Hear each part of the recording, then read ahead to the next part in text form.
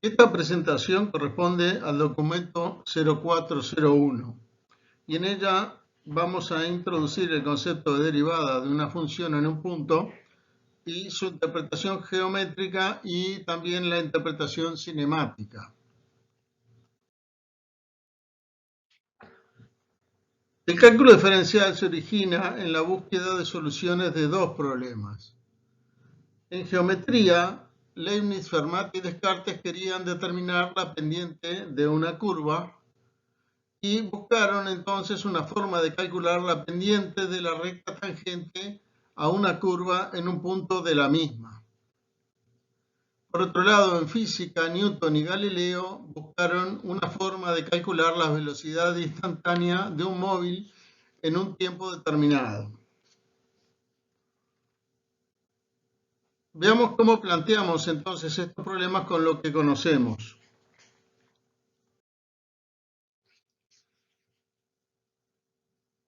Considerando el primero de estos dos problemas, tenemos entonces una curva y un punto en la misma, que está dado por la abscisa C y la ordenada f de C.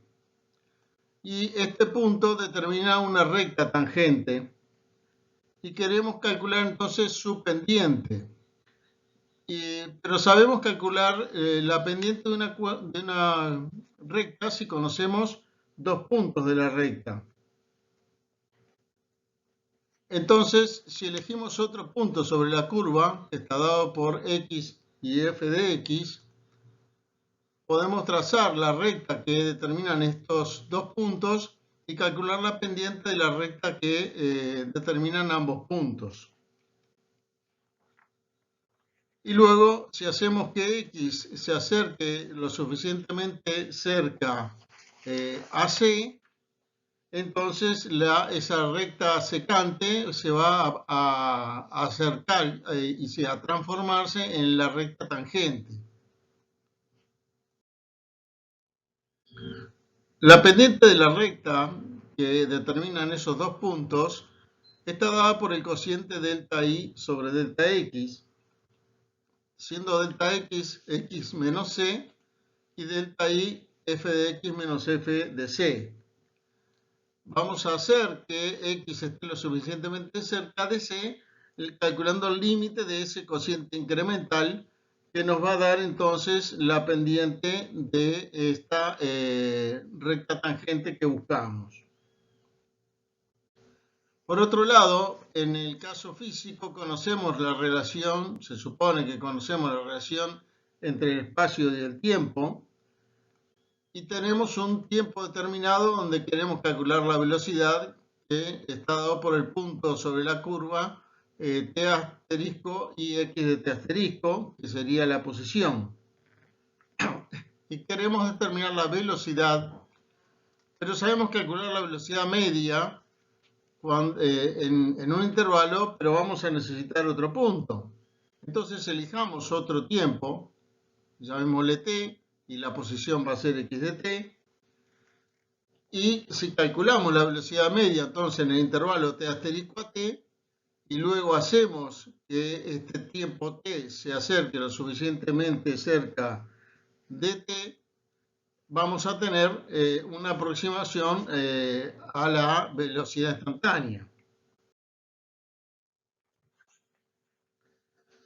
La velocidad media en el intervalo t asterisco a t se calcula dividiendo delta x, el cambio de posición, sobre delta t, el intervalo de tiempo, donde delta t es t menos t asterisco y delta x entonces es x de t menos x de t asterisco, y hacemos que t esté lo suficientemente cerca de t, calculando el límite del cociente incremental cuando t tiende a t asterisco, lo cual nos va a dar la velocidad instantánea.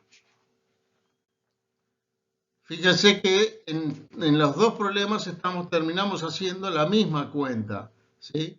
En ambos casos hacemos el límite cuando la variable de x o t tiende al punto de interés, que sería c o t asterisco, del cociente incremental, que es lo que cambia la función por la posición en el otro caso, dividido lo que cambió la variable.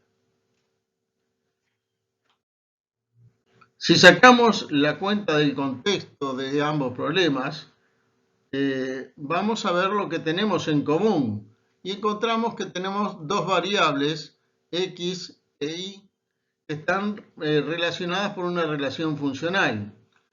Y su razón de cambio promedio en un intervalo sería este cociente, por lo que vamos a definir el cociente incremental en x igual c como f de x menos f de c sobre x menos c, que vendría a ser una razón de cambio promedio, pero con un extremo variable, que sería el extremo x. Y entonces la razón de cambio instantánea o derivada en x igual c es el límite cuando x tiende a c de este cociente incremental y le llamamos f' de c o derivada de f en c.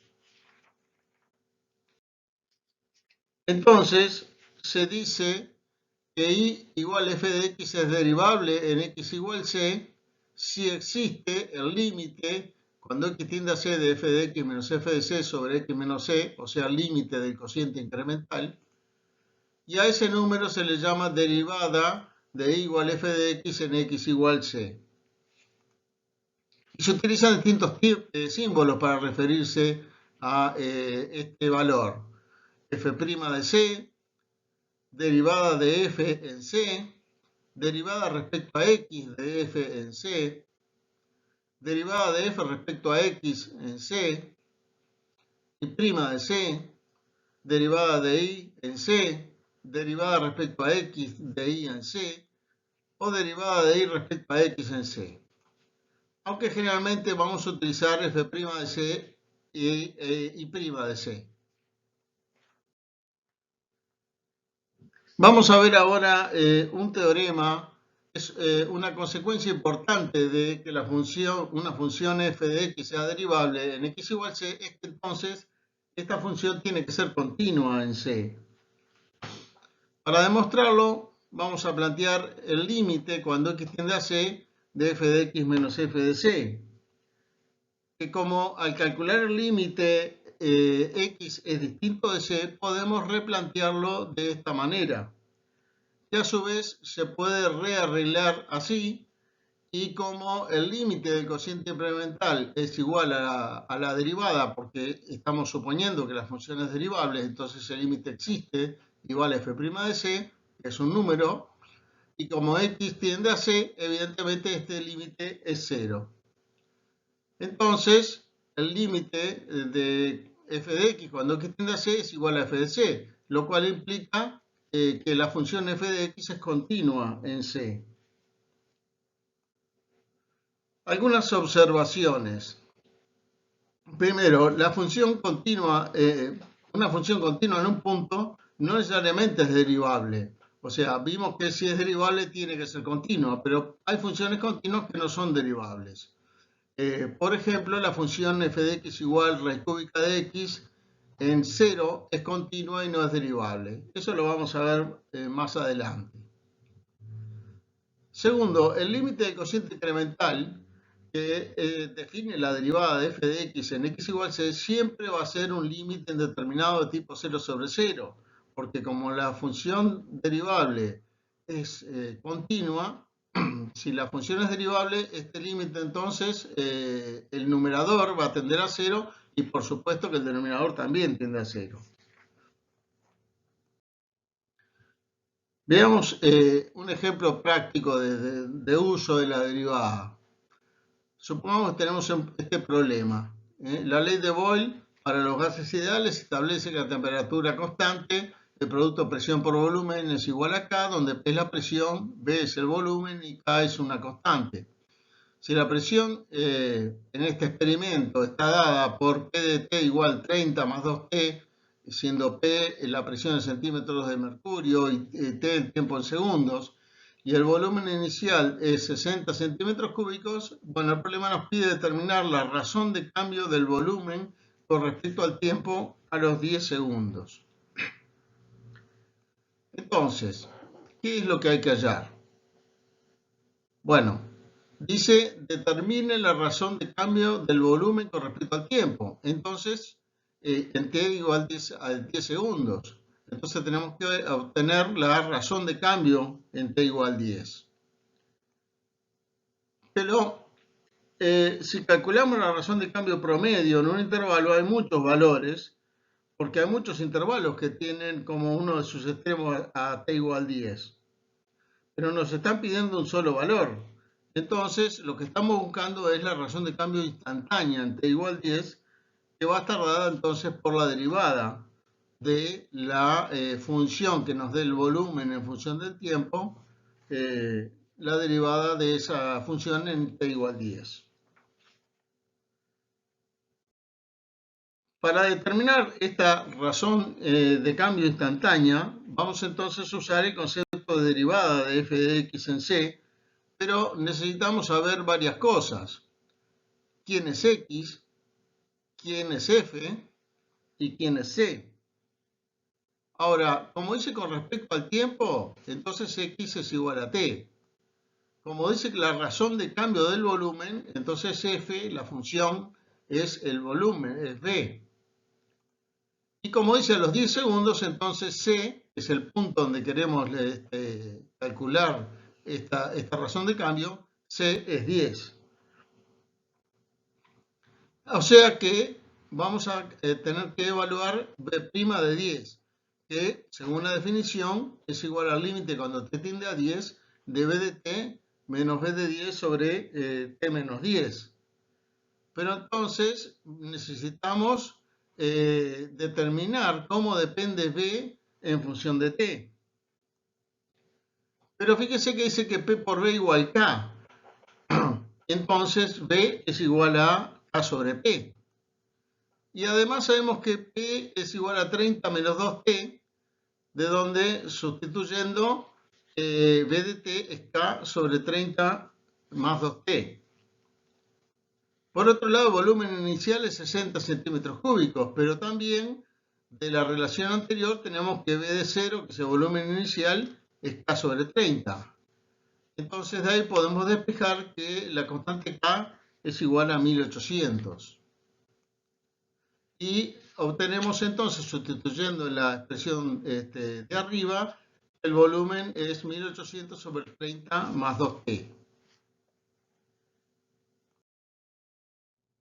Entonces, para calcular b' de 10, vamos a necesitar, según esta fórmula, también saber b de 10, que lo podemos deducir de la expresión que tenemos del b de t.